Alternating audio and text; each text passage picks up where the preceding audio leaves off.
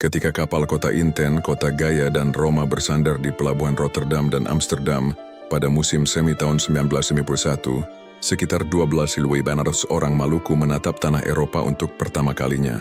Mereka datang dengan seragam tentara KNIL, membawa keluarga, koper, dan harapan bahwa ini hanya sementara. Pemerintah Belanda waktu itu menjanjikan, kalian akan kembali ke tanah air ketika situasi politik sudah tenang.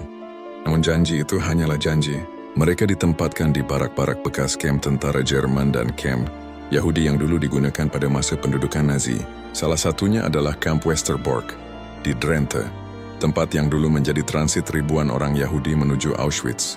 Kini di tempat yang sama, anak-anak Maluku bermain di antara kawat berduri. Ironi sejarah yang menyakitkan. Hari-hari pertama penuh kebingungan. Mereka diberi tunjangan kecil, tidak boleh bekerja di luar kamp, dan bahkan tidak memiliki izin tinggal tetap. Status mereka adalah tamu negara, tapi tidak ada batas waktu.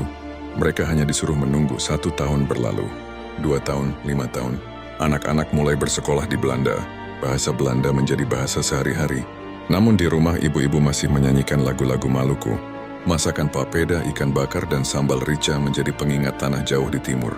Setiap malam mereka duduk di ruang sempit barak, berbicara tentang Republik Maluku Selatan, RMS, cita-cita yang masih hidup di hati mereka. Mereka yakin Belanda akan membantu mendirikan negara Maluku yang merdeka. Namun tahun demi tahun berlalu, RMS tidak pernah diakui. Belanda menutup telinga, dan Indonesia menutup pintu. Kekecewaan mulai tumbuh. Generasi pertama tetap setia menunggu, tapi generasi muda yang lahir di Belanda mulai bertanya, apakah kita orang Belanda atau orang Indonesia? Atau tidak keduanya? Mereka hidup di pinggiran kota, jauh dari masyarakat Belanda. Anak-anak Maluku sering mengalami diskriminasi di sekolah. Pekerjaan sulit didapat.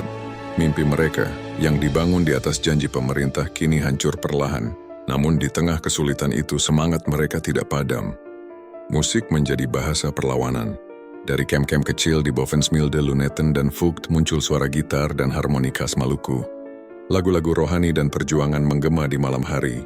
Dari generasi yang terluka, lahir generasi yang kuat, tapi juga marah. Dalam wawancara dengan surat kabar NRC Handelsblad tahun 1975, seorang pemuda Maluku berkata, "Kami anak-anak dari pejuang. Kami tidak ingin hidup di kamp selamanya. Kami ingin dunia tahu kami punya tanah air, Maluku." Maka dari kamp barak yang dingin itu, mulai tumbuh bibit-bibit perlawanan. Perasaan dikhianati, ketidakpastian masa depan, dan kehilangan identitas, semua bercampur menjadi bara yang akan menyala besar di tahun-tahun berikutnya. Sebuah api yang kelak mengguncang seluruh Belanda. Mereka bukan hanya ingin keadilan, mereka ingin diakui bahwa mereka bukan pendatang, bukan beban, tetapi bangsa yang pernah dijanjikan kemerdekaan.